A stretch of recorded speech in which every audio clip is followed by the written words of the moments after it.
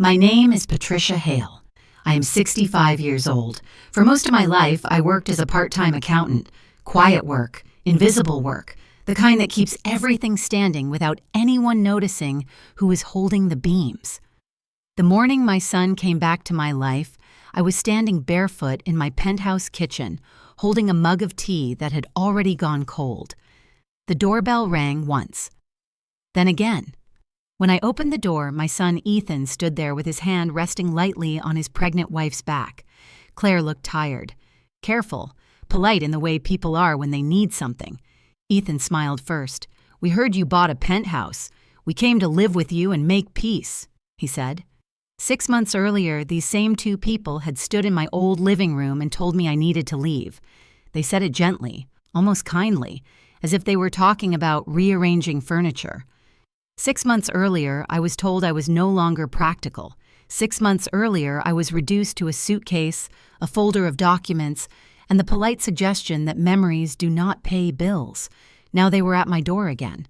I stepped aside without a word. They walked in, and then they stopped. Not slowly, not cautiously. They stopped cold. Their bodies froze at the same time, like actors who had missed their cue. Claire's hand tightened around her purse. Ethan's breath caught in his chest before he could stop it. They were not looking at me anymore. They were looking at the penthouse. The light, the height, the quiet order of it all, the wide windows overlooking the city, the clean lines, the space that did not ask permission to exist. For a moment, no one spoke. I watched their faces change. Shock first, then calculation, then something smaller and more dangerous. Recognition.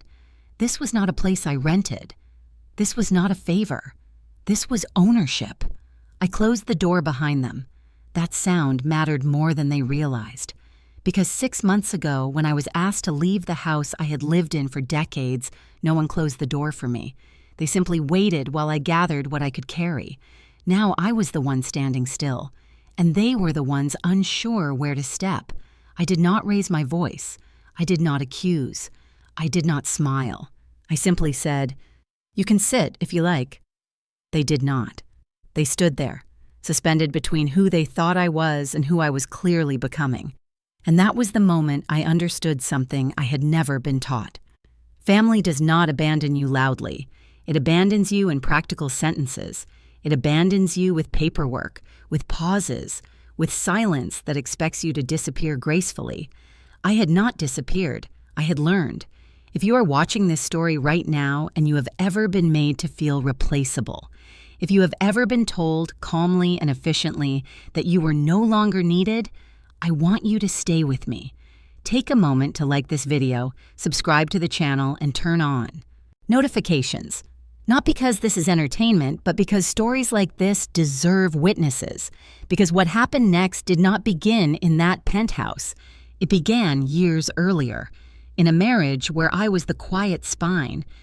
In a family where my steadiness was mistaken for weakness. In a love that assumed I would always absorb the cost. Before the penthouse, before the doorbell, before my son learned what silence can hold. This is the story of how I stopped begging to belong and started standing where I already was. I did not always live in quiet rooms with clean lines and high windows. For more than 40 years, my life was measured in smaller spaces and steadier rhythms. I was married to Thomas Hale for 43 years, long enough to forget where my habits ended and his began. Long enough to believe that keeping things running was the same as being valued. Thomas was a structural engineer. He designed bridges and industrial systems. People like to say he built things that lasted. What they did not see was that he came home every evening to a life that had already been built for him. I kept the accounts balanced, the meals timed, the calendar aligned with the unspoken needs of everyone in the house. When something broke, I noticed before it became a problem. When money tightened, I adjusted quietly. When our son needed stability, I provided it without announcing the cost. I was not remarkable. I was reliable. In our marriage, Thomas handled the visible weight. I handled the invisible one. I tracked every bill, every insurance policy, every repair fund. I knew when the water heater was nearing the end of its life and when the grocery budget needed trimming. I kept envelopes labeled and files dated. I remembered birthdays, deadlines, and the quiet preferences that turn a house into a home. Thomas trusted me with all of it, not because he was careless, but because he believed I would always be there. I believed it too.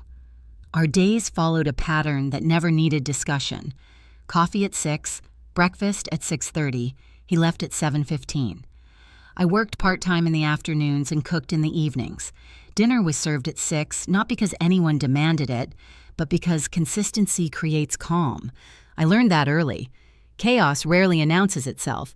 It creeps in when no one is paying attention. Thomas used to say I was the rhythm of the house. He said it kindly, almost admiringly. But rhythm is not something people applaud. It is something they notice only when it stops. We did not argue loudly. We did not throw things or storm out of rooms. Our conflicts were quiet, practical, resolved by compromise rather than victory. I learned to bend without breaking, to adapt without asking for credit. I believed that love was proven through endurance. On our wedding anniversary, every year without fail, I cleaned the same frame photograph and placed it back on the mantel.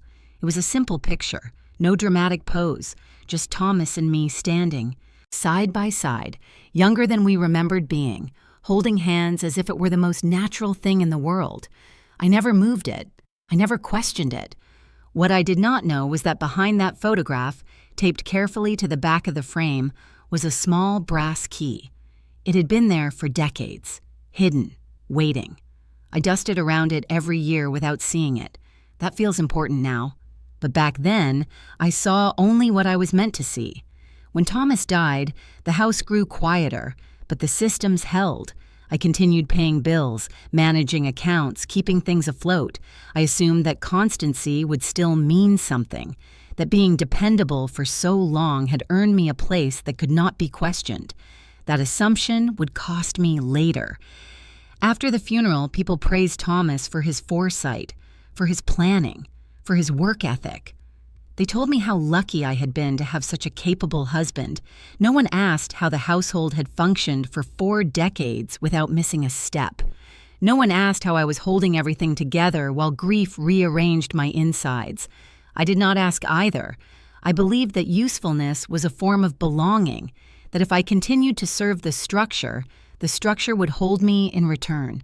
I see now how fragile that belief was. I raised a son who watched me solve problems quietly and assumed problems solved themselves. He saw meals appear and bills disappear and stability remain intact. He did not see the labor because I did not show it. I thought I was protecting him. What I was really doing was teaching him that care arrives without cost. I do not regret loving my family. I regret believing that love did not need boundaries. In those early years before the fractures, I thought my life was ordinary in the best way, predictable, secure, purposeful. I believed that being the foundation meant being permanent, that what held everything up could never be removed. I was wrong, because foundations are rarely thanked. They are buried, and when people forget they exist, they assume the structure stands on its own. That was who I was before the doorbell rang, before the penthouse, before my son learned that the quietest people are often the ones holding everything together, and before I learned what happens when the foundation is finally forced to stand on its own. After Thomas died, Ethan held my hands at the graveside and promised me something that sounded like mercy. He said I would not be alone. Claire nodded beside him, her fingers already resting on the future they were planning. They told me the family does not abandon its own. They said it with certainty, as if naming a rule guaranteed it would be followed. At first, they tried. They called every few days. They asked if I was eating. They asked if the house felt too quiet. Their concern arrived in complete sentences, full pauses, proper questions. I answered carefully, the way people do when they do not want to seem like a burden. I told them I was managing. I told them the routines helped, and for a while, it was enough. Then the calls grew shorter, not cruel, just efficient. Conversations ended before they settled. They asked fewer questions and listened for even less time. Claire would say she was tired. Ethan would say work was busy. I believed them because belief was easier than doubt. The messages changed next. Long paragraphs became short updates. Short updates became reactions. A thumbs up, a single word, later, tomorrow. Busy right now. I told myself this was normal, that people my age expect too much, that younger lives move faster. I did not notice the absence all at once. It happened in pieces. A Sunday passed without a call, then another. I typed messages and erased them before sending. I did not want to sound needy. I did not want to interrupt the life they were building. I reminded myself that independence was a virtue, that strong women do not cling. Margaret Cole noticed before I did. She lived 2 houses down from me at the time. A widow, like me, but sharper about it. She had learned early that grief does not protect you from being forgotten. One afternoon, she came by with a loaf of bread still warm from the oven. She watched me move around the kitchen, folding and refolding a dish towel that did not need attention. "You are waiting for the phone," she said. I laughed it off. I told her I was just tired. She shook her head gently. "People do not disappear all at once," she said. "They withdraw in small pieces, a little less each time." I did not answer her. I did not want to hear it. Naming something gives it weight, and I was not ready to carry that truth.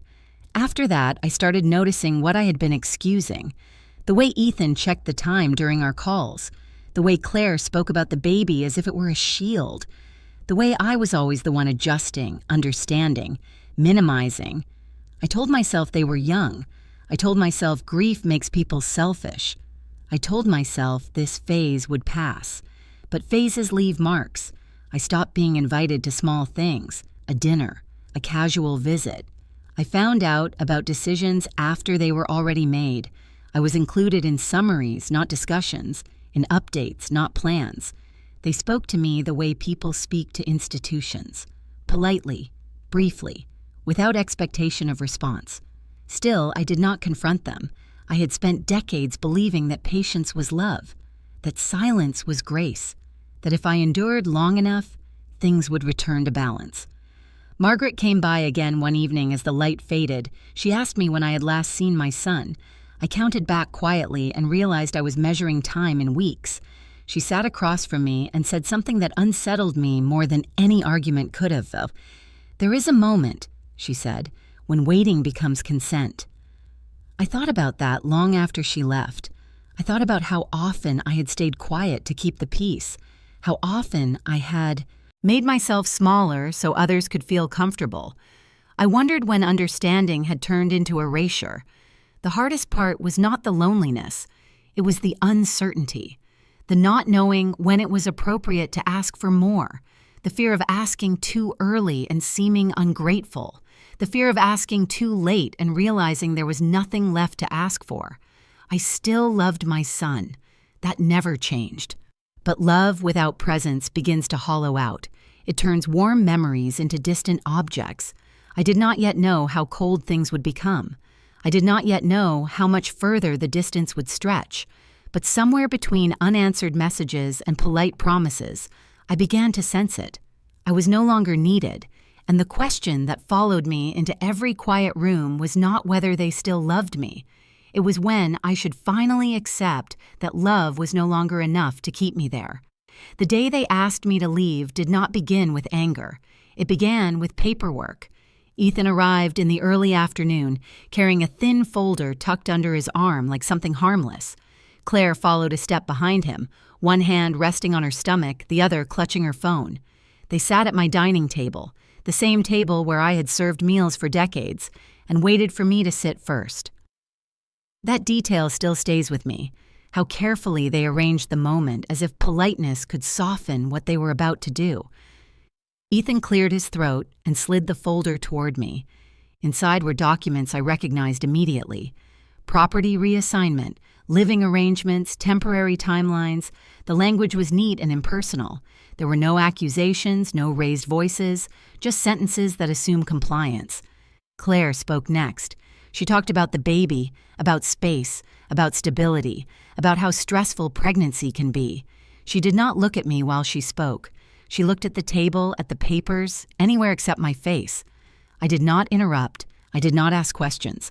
I listened the way I always had, carefully and without visible reaction. Silence has a way of making people uncomfortable, and I could feel it pressing against them as they waited for me to respond. Ethan finally said what he had come to say. He told me the house was too expensive to maintain. He said they needed to consolidate assets. He said this arrangement made the most sense for everyone involved. He spoke as if this were a business decision, not the dismantling of a life. Then he added the sentence that would follow me long after I packed my bags. "Memories do not pay bills, Mom." It was not said cruelly. That was what made it worse.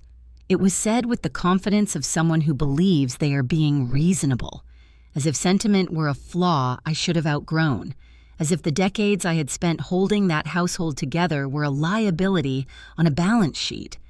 I felt something settle inside me at that moment.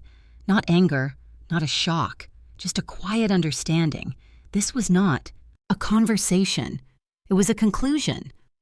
Claire shifted in her chair and said they would help me find somewhere else. She said it would only be temporary. She said I would still be involved. She used words like support and transition, words that promise care without committing to it. I looked at my son. I saw the man he had become standing firmly inside his own priorities. I saw how easy it was for him to frame necessity as inevitability. I wondered when he had learned to do that. I wondered if I had taught him. I asked one question. "So, where do you want me to go?" The room went quiet. Not the comfortable kind, the kind that exposes everything people have avoided saying. Ethan looked at the documents again. Claire pressed her lips together and rubbed her stomach in a small, protective gesture. No one answered me. That silence was the answer. They had not planned beyond the removal. They had assumed I would figure it out, that I would adjust the way I always had, that I would absorb the inconvenience so their lives could proceed uninterrupted. I nodded slowly. I told them I understood. That word came easily, too easily. Understanding had been my role for most of my life. I did not cry. I did not argue. I did not remind them of what I had given. I stood up and told them I would start packing. They left shortly after. Claire hugged me lightly. Ethan kissed my cheek. They told me to call if I needed anything. They said it with sincerity. They meant it, in their way.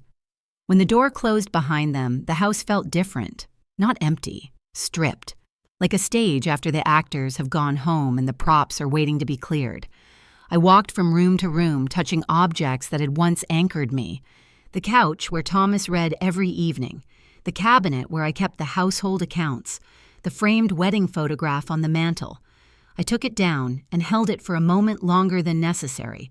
I packed only what I could carry: clothes, documents, a few personal items. I left behind everything that required explanation. When I locked the door for the last time, I realized something I had not allowed myself to see before. Being calm does not mean being spared. Being patient does not mean being protected. And being useful does not guarantee being wanted. I stepped away from the house without knowing where I would land. What I did not know then was that this forced ending would become the beginning of something else, something quieter, something firmer. But on that day, all I knew was that the place I had called home no longer had room for me. The motel sat on the edge of town, close enough to the highway that the walls vibrated whenever a truck passed. The sign outside flickered at night, missing one letter, like it had given up trying to announce itself properly. When I pushed my suitcase through the door, the smell of damp carpet and old detergent settled into my clothes. The room was small, with a narrow bed, a table scarred by cigarette burns, and a window that refused to open all the way. This was where I landed. The bathroom light buzzed when I turned it on. The towel rack was loose. I noticed these things automatically, the way I always had, cataloging problems before they grew. Then I realized it did not matter anymore. There was no one to fix things for, no system to maintain, just a room that would never remember me once I left. Down the hall was a shared kitchen. 2 burners, one microwave, a sink that never quite drained. People argued there at all hours, over food, over money, over space. Voices carried easily through the thin walls. I learned the rhythms of strangers the way I had once learned my own household, who cooked late, who drank too much, who slammed doors when they were losing control. I tried not to take up space. The first night, I heated a frozen meal and sat at the small table, eating slowly to make it last. The food was bland and overly salty. I chewed carefully, counting each bite. When I finished, I stared at the empty tray longer than necessary, as if it might offer something else. Later, when I went back to the kitchen to wash it, a woman I did not know snapped at me for standing too close to the sink. She called me an old lady under her breath. I did not respond. I dried the tray and went back to my room. That was the first time I cried. It surprised me how quickly the tears came, and how quietly. My body folded inward on the edge of the bed, as if shrinking might make me less visible. I pressed my hand over my mouth, embarrassed by the sound of my own breathing. At some point, someone knocked on the wall from the other side, irritated by the noise. I apologized out loud, though no one had asked me to. In the mornings, I sat on the bed and counted my money. Cash on the table, bills smoothed flat, coins lined up in careful rows. My hands shook as I did it, not from fear, but from the effort of staying calm. Numbers had always soothed me. That night, they felt fragile, temporary. I calculated how long I could last, what I could cut, what I could endure. I told myself this was temporary. I had told myself that before. I called Ethan that afternoon. It rang until voicemail picked up. I did not leave a message. I told myself he was busy. I called again the next day, then Claire. No answer, no return call. Each unanswered ring felt heavier than the last. In the shared kitchen, I listened to other people complain about their families. Their betrayals were loud, dramatic. Mine was quiet, efficient, almost invisible. One evening, as I stirred a cheap can of soup on the stove, my hands began to shake again. A man waiting behind me told me to hurry up. He said some of us had places to be. I nodded and stepped aside, spilling a little on the counter. He muttered something about old people being in the way. I cleaned it up without looking at him. Back in my room, I sat on the bed and stared at the wall. I tried to remember the woman I had been. The one who knew where everything belonged. The one who balanced accounts and schedules and emotions without ever letting anything fall apart. That woman felt distant, like someone I had once known well but could no longer reach. I picked up my phone again and scrolled through old messages, family photos, holidays, ordinary moments that now felt staged. I typed a message to my son and erased it. I did not know how to ask for help without begging. I did not know how to exist without being useful. That night, I lay awake listening to footsteps outside my door, to arguments through the walls, to the hum of the highway that never stopped. I thought about the house I had left behind, about the life that had been dismantled in calm sentences and polite hugs. I whispered the truth to myself for the first time. I had been the foundation, and now I was excess. The thought did not break me. It settled, heavy, undeniable. I did not know yet what I would do with it, but at the bottom of that motel room, in the quiet space where no one was watching, I understood something clearly. Being invisible hurts more than being rejected, and once you see yourself that way, you can never unsee it. I left the motel that morning because the air inside my room felt too heavy to breathe. The walls held every sound, every argument, every reminder that I did not belong there. I told myself I needed a walk, but what I really needed was to see something normal, something that still moved forward. The baby store was on my way back from the grocery store. Bright windows, soft colors, displays carefully arranged to suggest comfort and beginnings. I stopped without meaning to. I had not planned on going inside. I stood there for a moment, watching people pass, reminding myself that this part of my life was no longer mine. Then I saw her. Claire stood near the back of the store, holding a small white sweater between her fingers. Her belly was more noticeable now. She looked thinner, tired in the way women get when they are carrying more than one future at a time. For a brief second before she noticed me, she looked almost peaceful. Then her eyes met mine. The change was immediate. Her shoulders tightened. Her gaze dropped. She pretended to examine a rack of blankets that she clearly had no interest in. I did not move closer. I did not step away. I stood exactly where I was, watching her decide what version of herself she wanted to be in that moment. She did not smile. She did not wave. She did not come over. She turned her body slightly, shielding herself with the display, as if I were something she needed protection from. That hurt more than the motel ever had. I realized then that she was embarrassed. Not angry, not defensive. Ashamed. The kind of shame that does not apologize but also does not meet your eyes. The kind that hopes you will disappear without being acknowledged. We did not speak. There was no confrontation, no raised voices, no accusations. Just the space between us filled with everything we had not said. I noticed the way her hand rested on her stomach again, the same protective gesture she used when she needed justification for her choices. I wondered if she was telling herself that this was necessary, that I would understand, that older women always do. For a moment, I felt the familiar urge rise in me, the instinct to soften the moment, to step forward and say something reassuring, to make it easier for her, to remind her that I was still kind, still safe, still willing to absorb discomfort so others could feel at peace. Then, something shifted. It was not dramatic. It was not empowering in the way stories like to make these moments sound. It was quiet, practical, like closing a drawer that no longer needs to be opened. I looked at her and understood that if I spoke now, it would not be for connection. It would be for permission. Permission to still matter. Permission to exist. I had already asked that question once before. I did not need to ask it again. Claire glanced up one more time, her eyes flicking to my face and then away. She waited. I could tell. Waited to see if I would approach, if I would make the moment easier for her by pretending nothing had changed. I did not.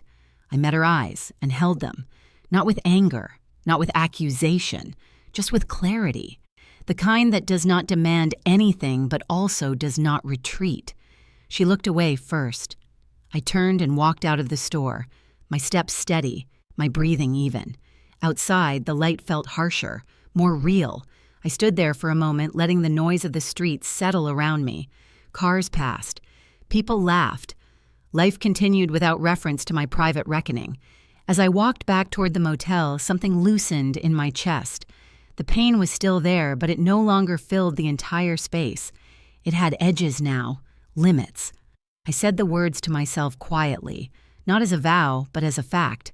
I am not begging anymore. Not for attention, not for love, not for space in someone else's life. That realization did not solve anything immediately. It did not change my circumstances or give me direction, but it shifted my weight. It moved me from collapse to balance. I understood then that pain, when examined instead of resisted, loses some of its power. It becomes information, a signal, a point of decision. I had been pushed to the margins of my own life, but I was still here, still thinking, still capable of choosing what came next. The encounter did not repair anything between us. It did something else. It returned my focus to myself, and that was the beginning of something I had not allowed myself to consider before. I returned to the storage unit a few days after the encounter at the baby store. It was a narrow concrete space I had rented cheaply, meant for overflow, not memory. Most of what I owned was still there.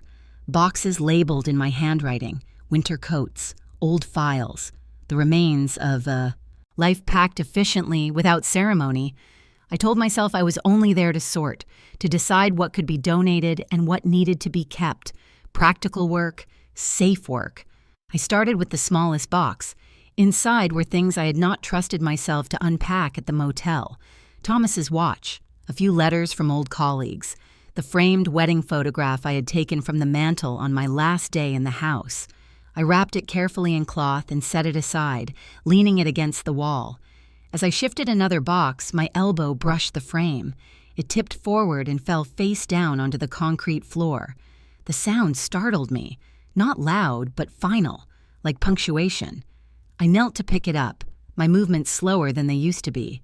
When I lifted the frame, something slid loose and landed near my knee, a small metallic sound, light, precise. I stared at it for a moment before touching it. It was a key, small, brass, worn smooth at the edges, not decorative, not symbolic, practical, the kind of key meant to open something specific. I turned the frame over and saw what I had somehow missed for decades. The back panel was taped shut more carefully than necessary. Inside, folded flat against the cardboard backing, was an envelope with my name written in Thomas's handwriting. My hands shook as I opened it. The letter was short. No drama, no declarations. Thomas had never been a man who explained himself emotionally. He wrote the way he lived, thoughtful, measured, direct. He told me about a piece of land he had purchased quietly more than 30 years earlier, an investment he made without discussion, not out of secrecy, but out of caution. He wrote that he had placed it in a trust, structured to mature slowly. He wrote that he did not want it to change how we lived. He wanted our life to remain simple, steady, unremarkable. He wrote that the key opened a safe deposit box connected to the deed and documents. Then he wrote the part that undid me. He said he trusted me to know when the time was right, that I would recognize the moment when stability needed to become protection. He said he had seen how I carried weight without complaint, how I absorbed strain so others would not feel it. He said this was not a gift meant to elevate us, but a safeguard meant to catch me if everything else failed. There was no mention of money, no numbers, no instructions beyond trust. He ended the letter the same way he ended most things. You have always known what to do. I believe you always will. I sat on the floor of that storage unit with the letter in my lap and cried without sound. No sobbing, no collapse, just tears moving steadily down my face, soaking into the paper I held. My chest hurt, but it was not the sharp pain of loss. It was the ache of recognition. Thomas had seen me. Not as a background, not as support. As a person who understood systems, timing, consequence. He had planned for a future where my steadiness would finally be tested, and that future had arrived. I thought about the years I had spent believing my value was tied to my usefulness to others, the years I had mistaken being needed for being respected. All that time, something had been waiting quietly, not to reward me, but to protect me. The truth did not feel triumphant. It felt solemn. I folded the letter carefully and placed it back in the envelope. I wrapped the key in my palm and closed my fingers around it. The metal was cool, solid, real. I did not rush to do anything with this knowledge. I did not call anyone. I did not celebrate. I sat there until my breathing steadied and my thoughts slowed. This was not about revenge. It was not about proving anything. It was about understanding that I had never been as powerless as I believed. The truth had been there all along, waiting for the moment when silence was no longer survival, but a choice. And for the first time since I left the house, I did not feel lost. I felt prepared. I did not act immediately after discovering the letter. I let a few days pass, not out of fear, but out of respect for what I now held. This was not something to rush. Thomas had trusted timing more than impulse, and I understood that instinctively. When I finally decided to move, I did so the way I had always handled serious matters. Quietly, methodically, without asking for permission. Daniel Ross's office was on the 3rd floor of an older building downtown. Nothing impressive. Neutral carpet, frosted glass, the kind of place designed to disappear into its surroundings. That felt right. Daniel himself was younger than I expected, calm in a way that suggested experience rather than ambition. He did not rush me. He did not interrupt. He let silence do its work. I placed the envelope and the key on the desk between us. He examined the documents carefully, his expression unchanged. When he looked up, his voice remained steady. He explained the structure Thomas had set up decades earlier, the trust, the land, the appreciation that had occurred quietly, steadily, without attracting attention. He spoke in clear terms, but he never treated me as if I needed simplifying. I appreciated that more than I expected. Daniel asked me what I wanted to do. That question stayed with me longer than the explanation had. Wanting something felt unfamiliar. For years, my decisions had been shaped by necessity, compromise, and the management of other people's needs. I thought carefully before answering. I want to stand on my own, I said. That is all. I did not say I wanted justice. I did not say I wanted repayment. I did not say I wanted anyone to suffer. Daniel nodded once, as if that answer told him everything he needed to know.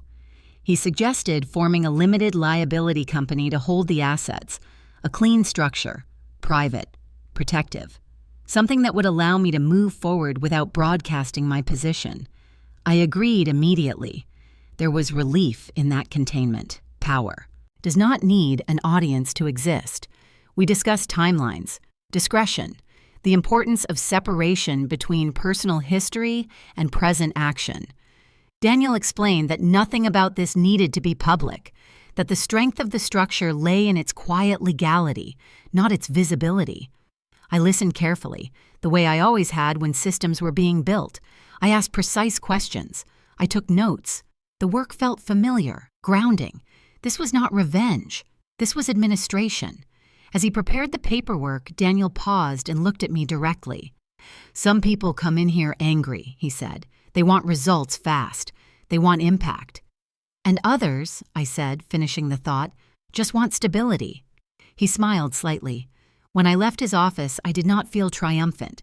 I felt aligned. The city moved around me the same way it always had. Cars passed. People hurried.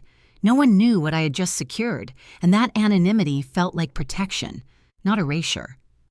Back at the motel, I sat on the edge of the bed and looked around the room that had become my temporary shelter. The peeling paint, the thin curtains, the unfamiliar quiet of not being expected anywhere. I did not hate it the way I once had. It had served its purpose. It had slowed me down long enough to see clearly. I thought about the life I had left behind, about the version of myself that believed endurance was the same as safety. That version of me had done her best with the information she had. I did not resent her. I understood her. What I felt now was something steadier. I was not trying to reclaim what I had lost. I was building something that did not depend on being invited in, something that did not require approval or explanation. The paperwork would take time. The process would be deliberate. There would be no announcements, no confrontations, no speeches, just movement, quiet and precise. That night, I slept without listening for footsteps outside my door. My body loosened in a way it had not since before the house, before the folder, before the question that had gone unanswered. I had not raised my voice. I had not demanded recognition. I had simply taken responsibility for myself, and in doing so, I felt something return that I had not realized was missing. Not power, not control, balance. For the first time since everything fell apart, I was no longer reacting. I was choosing, and that made all the difference. The change did not arrive with drama. There were no sudden confrontations or messages demanding answers. It came the way most real consequences do, indirectly, through information that finds you without being invited. I heard about Ethan losing his job from Margaret Cole. She called me one afternoon while rain tapped steadily against the motel window. I had learned to recognize that sound by then. Not urgent, not threatening, just persistent. I was sitting on the edge of the bed, a cup of tea balanced carefully in my hands, letting the warmth settle my nerves. Margaret did not begin with sympathy. She never did. "People are talking," she said. "I thought you should know." She told me Ethan's company had restructured. Positions eliminated. Nothing scandalous, nothing personal. Just the kind of corporate decision that treats people the way families sometimes do. Efficiently, without sentiment. Claire, she said, was under strain. Pregnancy complications, financial anxiety, too many plans depending on too little certainty. Margaret heard it from a neighbor who knew someone else. The story had traveled in pieces, picking up detail as it moved. I listened without interrupting. Margaret paused, then added quietly, "They are struggling." I looked out the window at the rain streaking down the glass. The street below was empty. The world looked temporarily erased, reduced to motion and sound. I noticed how calm my hands were around the mug. No shaking, no tightening in my chest. "I'm sorry to hear that," I said, and meant it. After we hung up, I sat there for a long time, watching the rain fall and collect in shallow pools. I did not feel relieved. I did not feel satisfied. What I felt was distance, the kind that allows you to see a situation clearly without stepping into it. In the past, news like this would have pulled me forward immediately. I would have called, offered help, absorbed stress that was not mine to carry. I would have found a way to make myself useful again, believing usefulness was the same as love. I did not do that. Days passed. No calls came from Ethan, no messages from Claire. I did not reach out. Silence, I was learning, is not always abandonment. Sometimes it is restraint. Margaret stopped by one evening with a bag of groceries and the kind of look that suggested she was measuring me carefully. She watched me pour tea, arrange the cups, move through small rituals with steady hands. "You are handling this differently," she said. "I am handling myself," I replied. She nodded once, satisfied. The reversal was happening without my involvement. That was the part that surprised me. I had always assumed power required action, decisions, statements, visibility. What I was witnessing instead was the effect of absence, the space left behind when you stop filling every gap. Ethan's certainty had been built on stability he did not create. Claire's confidence rested on support she assumed would always be available. When those structures shifted, they were forced to confront their own footing. I did not celebrate that. I acknowledged it. There is a difference. One afternoon, as rain fell again, I thought about how often I had mistaken proximity for connection, how often I had believed that staying close was the same as being respected. Distance, I was discovering, reveals truths closeness can hide. I poured another cup of tea and sat by the window. The city looked softened by weather, edges blurred, sounds muted. It felt appropriate. I understood then that power does not always announce itself. Sometimes it rearranges the room quietly while no one is watching. Sometimes it is simply the decision not to intervene where you once would have. I was not withholding help out of spite. I was waiting out of clarity. Margaret called again later that week. She told me Claire had been asking questions, subtle ones, about housing, about options, about what I might be doing now. Margaret did not answer her. She did not offer speculation. She let the silence speak. When we ended the call, I sat with the information and did nothing with it. That was the shift. I was no longer the foundation holding everything together. I was no longer the quiet solution waiting in the background. I was simply a woman observing consequences unfold without inserting herself into the narrative. The rain slowed, then stopped. The street outside filled again. Life resumed its pace. I finished my tea and set the empty cup down. For the first time, I understood that justice does not always arrive through confrontation. Sometimes it comes through alignment, through allowing reality to balance itself once you stop compensating for everyone else. I did not need to say anything. I did not need to explain myself. The shift had already occurred, and I was standing firmly on my side of it. I did not tell anyone when I decided to buy the penthouse. There was no announcement, no celebratory call. It was simply the next logical step, taken with the same care I had once used to balance a household budget. Quiet decisions tend to last longer. The building stood downtown, tall but restrained. Glass, stone, clean lines, nothing ornate, nothing that begged for attention. When I walked through the revolving door for the first time, I felt a familiar calm settle over me. Order, intention, space designed to function, not impress.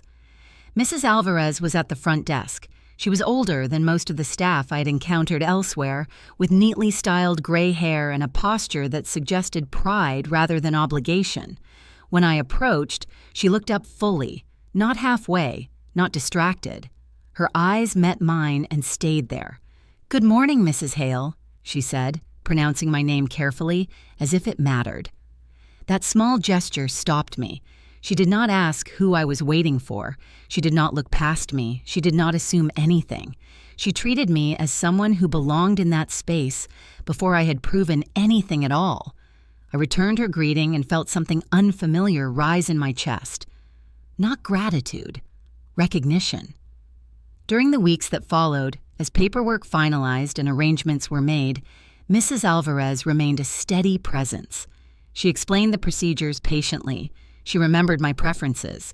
She spoke to me with the same respect she gave the building's most visible residents. There was no curiosity in her tone, no condescension, just professional regard. That.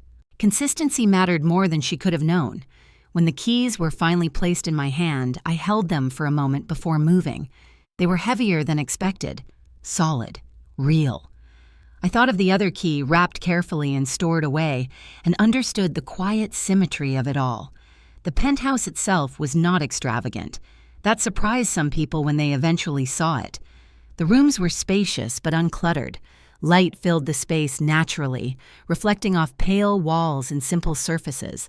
I chose furniture slowly, a comfortable chair by the window, a solid dining table, a bed that promised rest rather than display. No excess, no performance. I wanted a home that did not ask me to explain myself.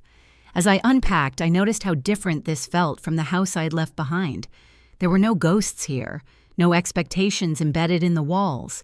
Everything I placed had intention. Everything I kept earned its place. I hung the wedding photograph again, but not where it had been before. This time it went in a quiet corner, not a focal point, not hidden, acknowledged without dominating the room. The back of the frame remained closed. The key stayed with me, unseen. I spent the first evening alone, standing by the window, watching the city settle into night. Lights blinked one by one. Cars moved like slow currents below. The height did not make me feel powerful. It made me feel separate in the best possible way, removed enough to see clearly. The next morning, Mrs. Alvarez greeted me by name again. She asked if everything had gone smoothly. When I said yes, she smiled, satisfied, and returned to her work without lingering. That restraint was a form of respect. I realized then how rarely I had been treated that way, not as someone useful, not as someone convenient, but as someone complete. The penthouse did not heal me. It did not erase what had happened. What it did was give me a space where my presence was not conditional, where no one expected me to justify why I was there. I moved through the rooms slowly, placing books on shelves, arranging dishes and cabinets. Each small decision reinforced something important. This life was mine to organize, mine to maintain, mine to protect. I thought briefly of the motel, of the narrow bed, of the shared kitchen, of the way invisibility had pressed against me there. The contrast was stark, but I did not feel bitterness, only clarity. I understand now that dignity is not something you demand. It is something that emerges when you stop accepting its absence. As the sun rose higher, light poured into the living room, warming the space. I made tea and sat by the window, letting the quiet surround me. This was not a reward. This was not a statement. It was a foundation built deliberately, this time for myself. And as I sat there, unnoticed by the world below, I felt steadier than I had in years.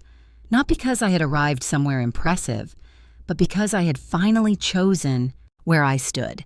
Ethan called me late in the afternoon, just as the light in the penthouse began to soften. I recognized his name on the screen immediately. I did not hesitate, but I did not rush either. I let the phone ring once more before answering. "Mom?" he said, his voice careful, too careful. I was hoping we could talk. I told him he could speak. There was a pause, the sound of breathing on the other end. He began with an apology that hovered rather than landed. He said things had been difficult. He said he wished some things had been handled differently. He said he hoped I understood how much pressure he was under. He did not say he was sorry for asking me to leave. He asked how I was doing. He asked where I was staying now. His questions were framed gently, but they moved towards something specific. I answered briefly, truthfully, without detail. When he finally asked if he could come by, I knew the moment had arrived. I gave him the address. An hour later, the doorbell rang. I stood still for a moment before opening it, aware of how familiar this posture had become. On the other side of the door stood my son and his wife, the same way they had stood months earlier. This time, their expressions were different, less certain, more exposed. Claire avoided my eyes. Ethan tried to smile. I stepped aside and let them in. They walked into the penthouse and slowed instinctively, the space commanding attention without asking for it. Claire's gaze moved quickly, cataloging what she saw. Ethan's shoulders tensed.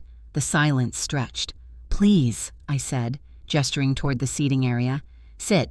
They did. We faced each other across the room, the city visible behind me through wide windows. I noticed how carefully they chose their words, as if language itself had become unstable. Ethan spoke first. He said he never meant for things to happen the way they did. He said he had been overwhelmed. He said he hoped we could move forward. Claire spoke next. She talked about stress, about fear, about the baby. She said family was important. She said she wanted peace. I listened, not with the old attentiveness that searched for gaps to fill, but with a steadier focus.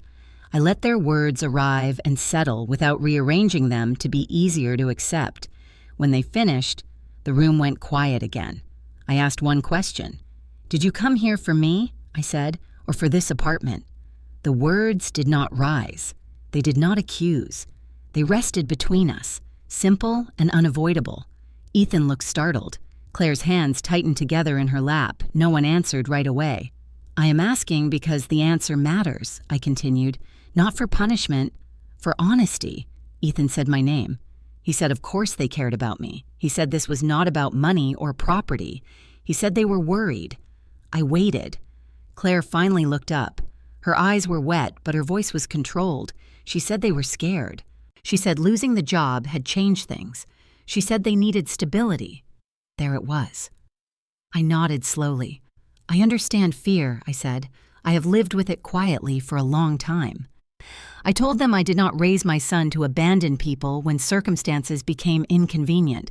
I told them I did not expect perfection, only accountability.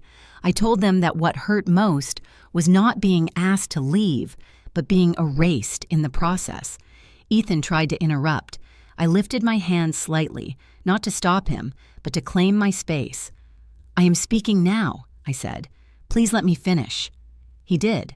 I explained that I had built this life deliberately, that I had done so without relying on anyone's permission, that the door they stood behind had been opened once out of habit, not obligation. I told them I was not angry, that anger burns itself out quickly. What remains is clarity. "I love you," I said to Ethan. "That has not changed. But love does not mean surrender." The room felt smaller then, not because of tension, but because truth takes up space. They sat quietly, absorbing what I was no longer willing to soften. When they finally left, there were no promises made, no resolutions declared, just a shared understanding that something fundamental had shifted. I closed the door behind them and leaned my back against it, breathing steadily. The confrontation had been calm, measured, undeniable. And for the first time, I knew that whatever happened next would be built on honesty, not assumption. The knock had come, and I had answered it on my own terms. The conversation did not end the day they left my apartment. It continued quietly, over time, in messages that were more careful than before. Ethan asked what I needed. Claire asked what I expected. Those questions mattered because for the first time, they were not assuming the answers. I told them I would meet again, but only under certain conditions.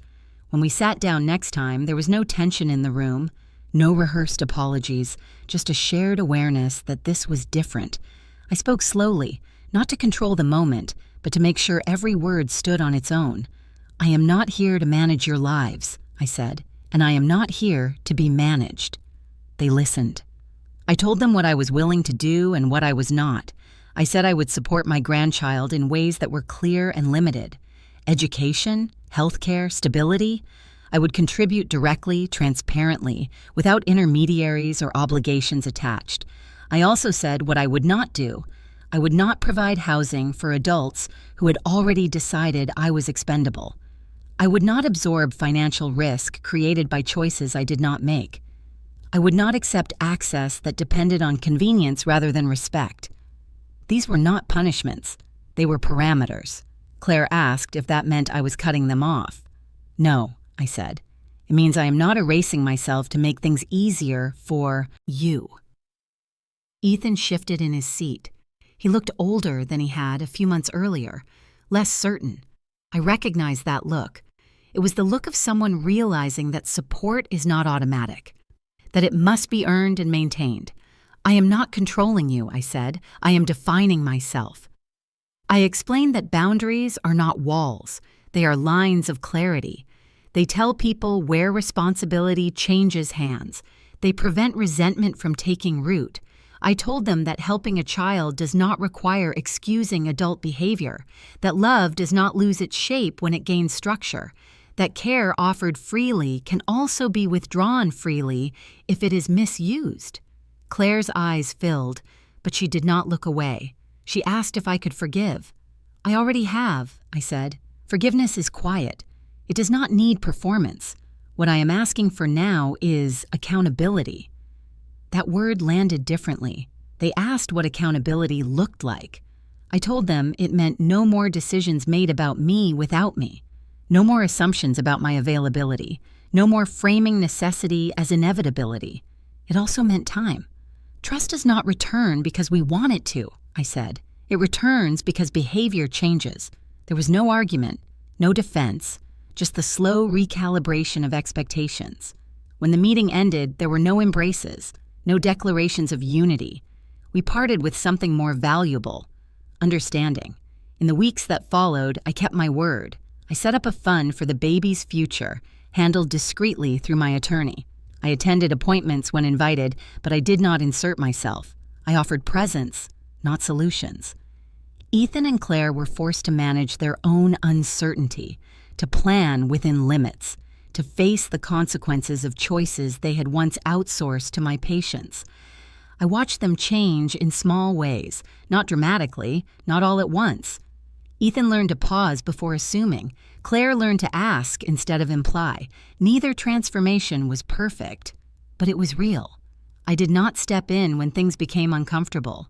I did not smooth over the tension. I let silence do its work. That was empowerment, not dominance, not leverage, self-possession. I had spent years believing that love required self-sacrifice. I understand now that love without self-respect becomes distortion. It teaches people the wrong lessons.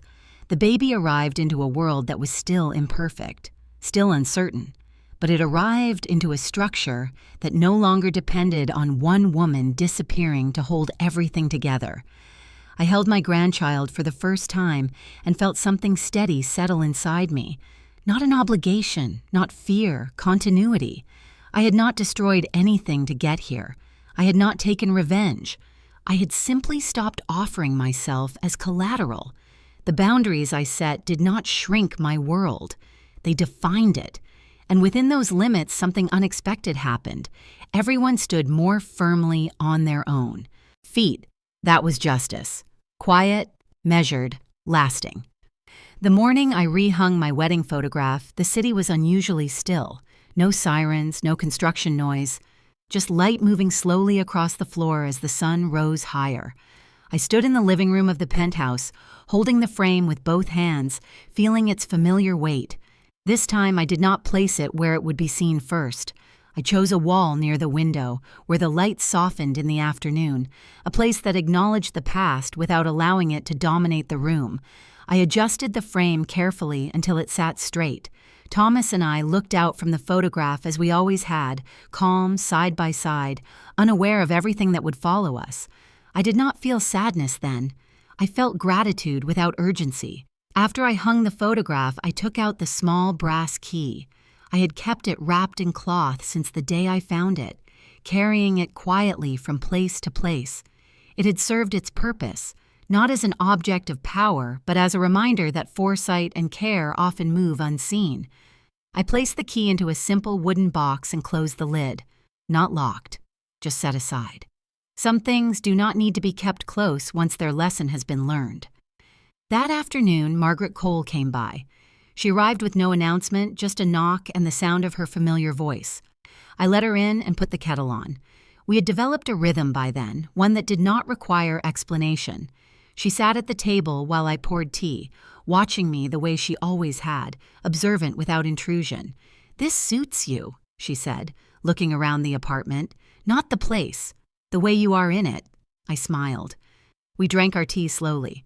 Margaret talked about the neighborhood she no longer lived in, about people who still asked after me, about how quickly stories change when the subject stops participating in them. I listened without correcting anything. I had learned that not every version of yourself needs defending. At one point, she asked if I felt lonely. I considered the question carefully before answering. "No," I said. "I feel present." That seemed to satisfy her. After she left, I stood by the window again and watched the city move below. I thought about Ethan and Claire, about the boundaries that still held, about the quiet adjustments we were all making. Our relationship was not what it had been, and it never would be, but it was honest now, built on choice instead of obligation. That felt like progress. I understood something then that had taken me a lifetime to learn. Family is not lost when people walk away. It is lost when respect disappears and no one notices. I had spent years believing that love required me to stay, to endure, to absorb whatever was handed to me. I see now that love also requires clarity. It requires the courage to stop participating in patterns that diminish everyone involved. Healing did not arrive all at once. It came in ordinary moments, in mornings without dread, in conversations that did not leave me exhausted, in the simple knowledge that my presence was no longer conditional. I did not become harder. I became clearer. The penthouse did not define me. Neither did the motel. Neither did the house I left behind. What defined me was the moment I stopped asking where I belonged and started deciding where I stood. As evening settled in, the light shifted again, casting long shadows across the room. I turned on a lamp and sat down with a book I had been meaning to read for years. No one needed anything from me. No one was waiting for a decision I had not made. The quiet was complete. If you are listening to this story and you find yourself standing at a similar threshold, I want you to hear this clearly. You are not cruel for setting limits. You are not selfish for protecting yourself.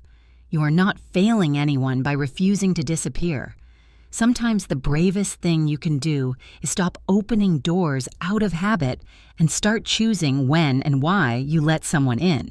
Family does not disappear when people leave. It disappears when respect is no longer required. And now, I will ask you the question that stayed with me long after my own door closed. If it were you, would you open the door again, or would you finally keep your boundaries?